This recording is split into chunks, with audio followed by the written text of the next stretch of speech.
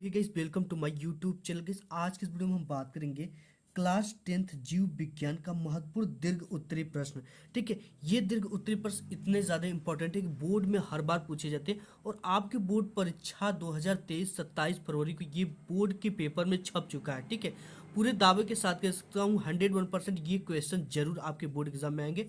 ये जो है सबसे महत्वपूर्ण दीर्घ उत्तरी प्रश्न जो कि 4 और 6 नंबर वाले। ठीक है, ये आपकी बोर्ड परीक्षा 27 फरवरी को यही आपके बोर्ड एग्जाम में आने वाला है। तो आपको कुछ भी नहीं करना है।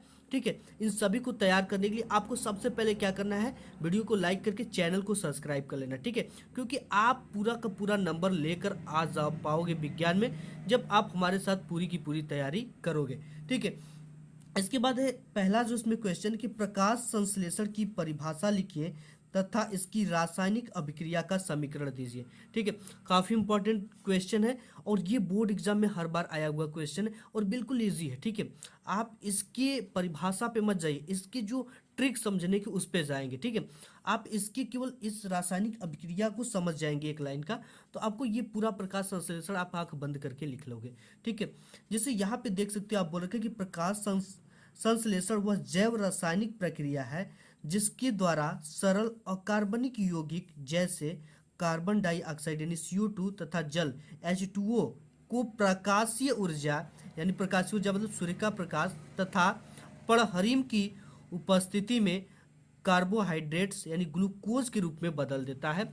इसे ही हम क्या कहते हैं, प्रकाश संश्लेषण कहते हैं। ठीक है, ये चीज़ अगर आपको नहीं समझ में आई तो आपको घबराने की कोई ज़रूरत नहीं। ठीक है, देखो इसमें सबसे पहले बोल रहा है कि प्रकाश संश्लेषण वह जैव रासायनिक प्रक्रिया है जिसके द्वारा सरल अकार्बनिक यौगिक जैसे कार्बन डाइऑक्साइड, तो आपको यहाँ पे क्या करना है, कार्बन डाइऑक्साइड का सूत्र लिखना है। ठीक है, कार्बन डाइऑक्साइड का जो सूत्र होता है वो CO2 होता है। ठीक है, तो यहाँ पे हमको 6 लेना है प्लस, फिर ये बोल रहा है कि जल की उपस्थिति में, तो हमें जल ले लेना है। जल का सूत्र होता है H2O।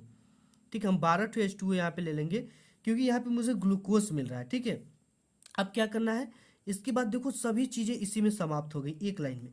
फिर बोल रहा है सूर्य का प्रकाश। ठीक है, यहाँ पे हमें किसकी उपस्थिति रहना चाहिए, इसकी अपक्रिया करने पर सूर्य का प्रकाश। ठीक है, तो यहाँ पे हम क्या लिख देंगे, सूर्य का प्रकाश। और फिर क्या चीज़ की और एक उपस्थिति, पड़हरिम, तो इसके नीचे क्या लिख देंगे, पड़हरिम। ठीक है, इन दोनों का उपस्थिति में हमें क्या ये बना दे रहा है, ग्लूकोज।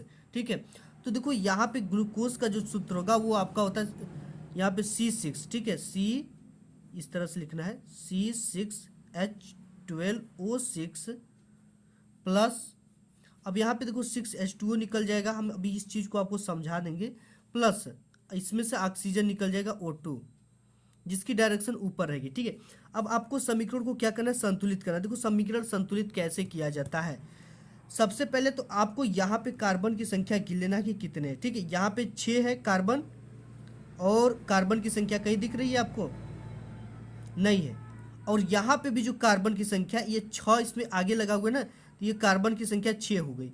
और यहाँ पे O2 दो ठो है, O2 का मतलब दो ठो है, और यहाँ पे एक तीनों है। ठीक है, तीन नहीं है, ये तीन आप मत को, इसके आगे अगर 12 लगा ना तो ये पूरा का पूरा 12 हो जाता है। तो 12 ठो यहाँ पे ऑक्सीजन है और दो ठो यहाँ पे 14 ठो। ठीक है, तो यहाँ पे 14 रहना चाहिए।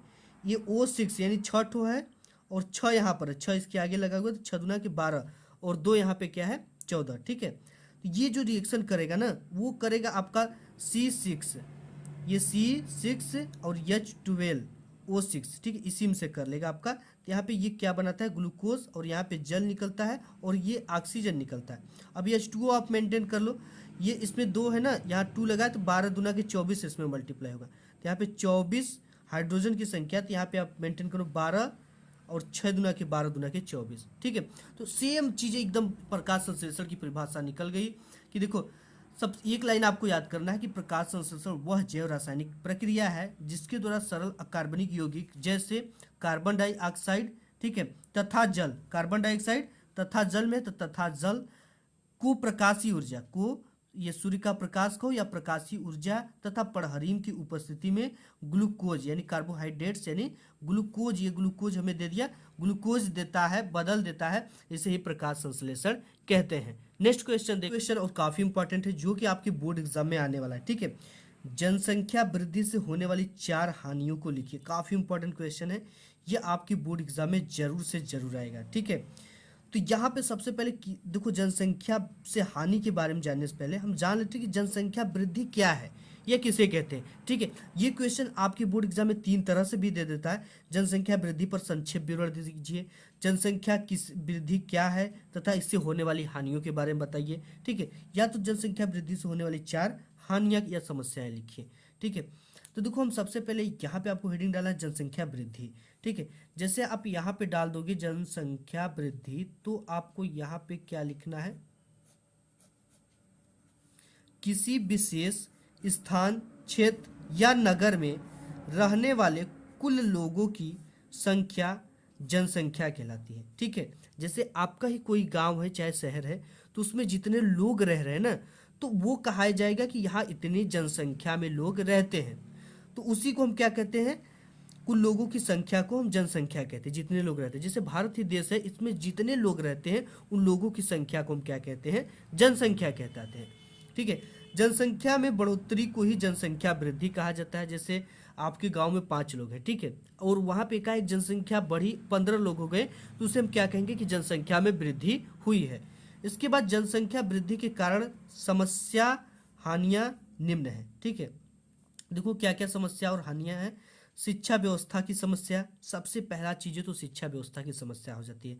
ठीक है, देखो जैसे ही जनसंख्या बढ़ती जनसंख्या के अनुपात में शिक्षण संस्थाएं कम होने लगती है, उपस्थित संसाधनों पर बोझ पड़ता है। जितने संसाधन रहते हैं, यानी उसमें ब्रेंच की संख्या 5 है तो उसको 10 बढ़ाना पड़ता है। ठीक है, बच्चों की पढ़ाई के लिए प्रवेश पाना कठिन हो गया। जैसे बड़े बड़े जो यूनिवर्सिटी है, इसमें इतने ज़्यादा बच्चे, अगर 1000 की सीट है तो उस पर 1 लाख लोग भर रहे हैं। ठीक है, तो उसमें बहुत टैलेंट बच्चों का ही चयन हो पा रहा है, जिसके कारण जो कमजोर बच्चे वो पढ़ाई नहीं कर पा रहे। तो ये किसका कारण है, ये जनसंख्या वृद्धि का ही कारण है। उसमें प्रवेश पाना कठिन हो गया है, और किसी भी विद्यालय में जैसे मेज हो गया, कुर्सी हो गया, ब्रेंच हो गया, जिसपे लोग बच्चे बैठते हैं, ये भी कम मात्रा में उपस्थित होती है। ठीक है, जिसके कारण वो प्रवेश नहीं लेता है।